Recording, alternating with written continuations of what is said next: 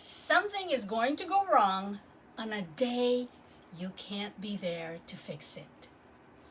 A flight gets canceled, a system crashes, a delivery that you're counting on does not show up, or somebody on your team gets stuck somewhere you never planned for, and suddenly there's nothing you can do but sit at your desk and wait to find out whether the people you trained can actually handle what you built them to handle.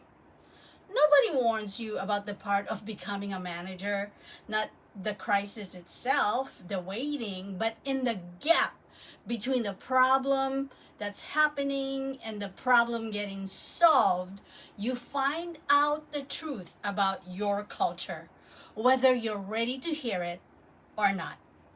Hey friend, I'm Jules. And if you've got promoted with no manual, no training, and no idea what you signed up for, you're exactly who I'm talking to today. This is where we talk about what leadership actually look like inside a clinic, not the polished version, and it's definitely not the textbook version. The one whether your phone rings at the worst possible time and you're responsible for the outcome even when you cannot control every moving piece. Today's story doesn't have one of those dramatic moments where I swoop in and save the day. And honestly, I wish it did, because the truth is, I spent most of it in my office, stuck, refreshing an app I can't even remember the name of anymore, while my team was out there doing the actual hard thing. Sometimes the clearest proof of your leadership shows up when you're not even in the room. I'm going to take you back in history. During COVID, my team flew to Hilo and Kauai clinics twice a month. Twice to Hilo, twice to Kauai. That sentence sounds simple when I say it fast like that. But there was nothing simple about those trips during COVID. We were not sending people off with backpack and coffee and a cute little island hop. They were packing what felt like an entire infusion suite into coolers and duffel bags. Biologic medications that had to stay cold the whole way. IV solutions, breakdown for travel, tubing, saline, sharps container, every emergency kit in case there's a reaction. Every piece had to be packed, checked, carried through security, flown from Honolulu to another island, and then unpacked into a borrowed room that had to become a working infusion clinic for that day. Then you stack COVID travel rules on top of that, and Lord have mercy, every trip needed its own clearance. A health form need to be filled out 24 hours before travel. You have to be cleared. The screening station before TSA, where they check your temperature and they scan your QR code. And if you ran a fever over 100.4, you weren't getting on that plane.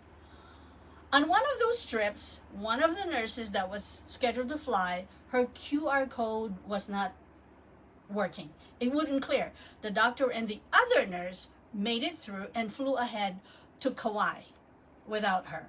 She stayed behind because she couldn't go. And she got stuck at the airport here in Honolulu while I sat at my desk at the clinic trying to help from a desk that suddenly felt like about as useful as a lawn chair in a hurricane. You know, that particular flavor of helplessness where your body is in a chair, but your mind is pacing the terminal with her.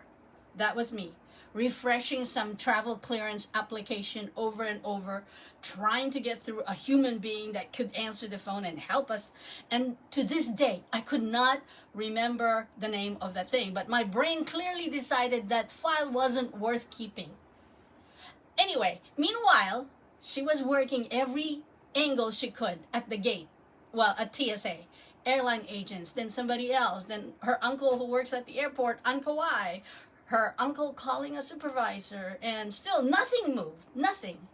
3 hours she sat at the Honolulu airport waiting to get cleared while patients waited on the other side for treatment.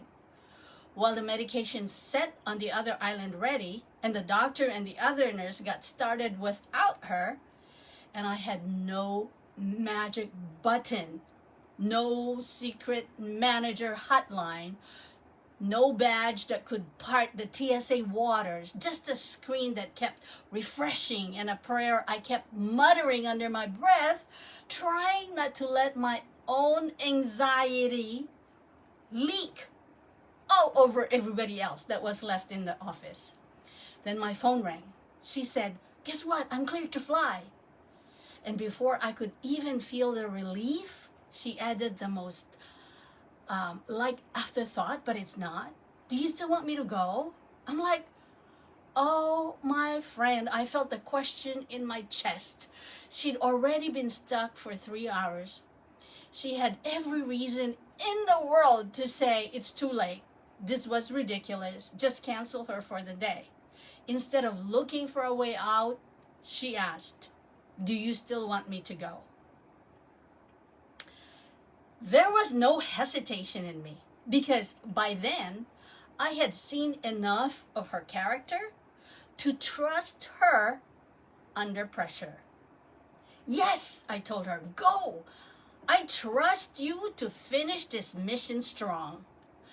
By the time she landed on Kauai, the other nurse had already started the infusion day, going solo, nonstop, holding her pee. One after the other, she started infusion. No drama, no complaining, no "where's my help?" Just absolute focus on the work in front of her and handling it. When the other nurse walked in mid-shift, the two of them tag teamed the rest of the day and finished right on time.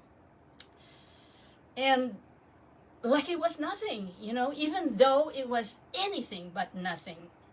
The plan had broken, the backup plan was still in the air, and those two women had every reason to be frustrated with each other, with me, with the whole system. Why do we fly when everybody else is shutting down? But they didn't. They didn't turn on anybody. They just carried the work, and nobody complained. Not that afternoon, not the following week, not once during COVID and lockdown of flying to the other islands, hauling coolers and duffel bags and cold chain meds through a global pandemic. Those women decided the patients on the other side were getting their treatment no matter what stood in the way. And they stood on that decision every single time. I still carry that. Not because the day went perfectly, because it didn't, but because when things got hard, the culture held. Here's what I want you to sit with. I wasn't the hero of the story. I was the manager in the office refreshing an app I can't even name anymore, trying not to let my anxiety drive the whole situation while my team carried the day between them. My part was smaller than my ego, probably where it needed to be. I trusted them. That was it. I didn't solve the crisis. I didn't rescue the day, and I didn't control a single moving piece. All I did was believe she could handle it and know deep inside me that God is in full control, and then tell my nurse she needed what she needed to hear. That's one of the hardest shifts you make, moving from doing the work yourself to leading the people who do it. At first, you think leadership means being the answer for everything. And if you're not personally touching the problem, you're not really leading. But if you keep growing, you eventually understand your job was never to be the hero of every hard day. It was to build people who can carry the mission when you physically cannot carry it for them. And that kind of trust doesn't show up on crisis day out of nowhere. It gets built on all the ordinary days before it. When you let people make decisions without hovering like a helicopter, when you give them standards and room in the same breath, and when they know you expect excellence and also know you believe they're capable of it. Because crisis doesn't create culture. Crisis reveals it. And that day revealed something I'd hope was true all along. My team knew the mission mattered more than the obstacle. They trusted each other enough not to turn a broken plan into a fight. And when I couldn't be there to fix it, they carried the work anyway. That's leadership too. Not the loud kind that gets standing ovation. The quiet kind, where the team can move without you because something deeper than your presence is holding them together. I want to share with you the RICE check. RICE as in RISE check. RICE check. So here's a tool for you. If you want to try it, especially if you're still learning how to stop carrying everything yourself. I call it the RICE check. 2 questions you ask after your team handles something hard without you standing over them. Number 1, did I actually need to solve this? Or did I need to trust what we'd already built? Did I actually need to solve this? Or did I need to trust what we had already built? Question number 2 of the RICE check. Did I tell them afterward that I noticed? Let me repeat that. Did I tell them afterward that I noticed? That second question gets skipped more often than you think. Because most of us are just relieved that fire is out and we moved straight to the next one. Clinic life doesn't exactly hand you a quiet moment to pass out gold stars, but when your team rises, do not let that moment pass by like it was just another thing on the schedule. Take the time to name it. Not that quick, good job, nicely done, while you already walking into the next fire, because that kind of praise disappears almost as fast as you say it.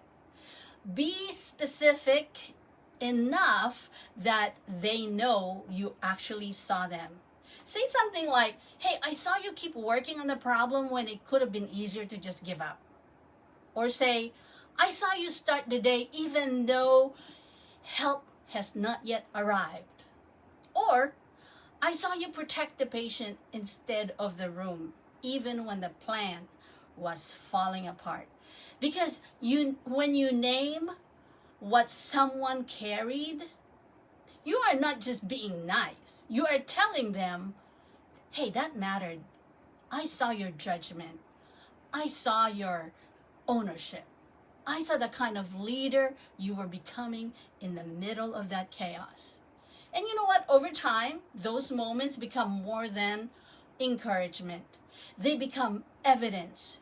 A hard day becomes proof that the team can hold. Proof becomes confidence, and confidence becomes trust. And trust becomes a team that can hold steady when you're not in the room. Until next time, my friends, stand and deliver on resolve. Aloha!